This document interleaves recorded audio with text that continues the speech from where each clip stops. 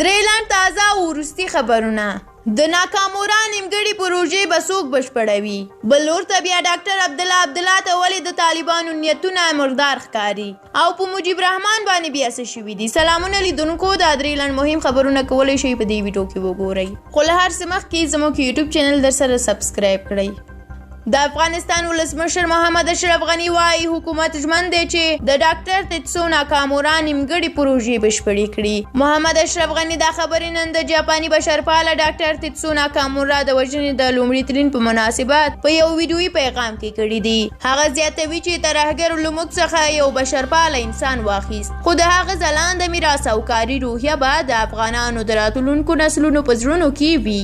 د افغانستان حکومت په لویه پکتیا او کابل کې د ځنګلونو کرنیزو پراختیا او د اوبو د مدیریت په برخه کې د ډاکټر ناکامورا د پروژو عملي کولو ته ژمن دي، ترڅو د افغانستان د سمسورتیا لپاره د ډاکټر ناکامورا هیلې پوره شي. ډاکټر تیتسو ناکامورا چې کلونه یې د روغتیا کرنې او اوبو لګولو په برخه کې خدمت کړی و، د 2019 کال د ډسمبر په 4 په ننګرهار کې د یو وسلوال برید هدف وګرځېد او د سختو ټپونو له امله یې ساه ورکړه.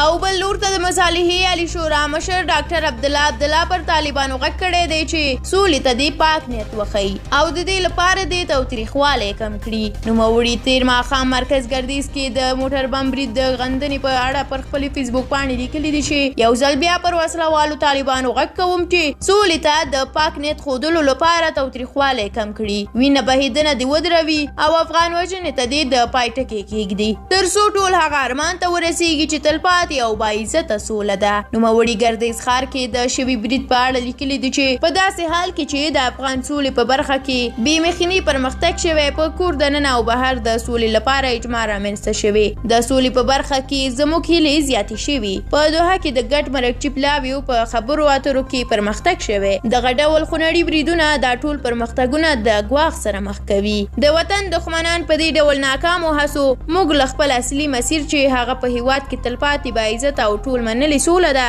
راونه ګرځوي.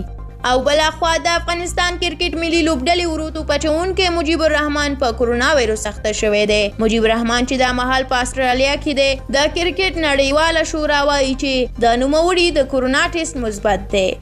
له تاسو ډیره زیاته مننه چې دا ویډیو مو تر اخره ولیدله. که مو دا ویډیو خوښه شوې وي نو لایک یې کړئ. د مجیب الرحمان لپاره مو هم دعا له یاده ونه وځي. تر بیا او بلې ویډیو، د خدای په امان.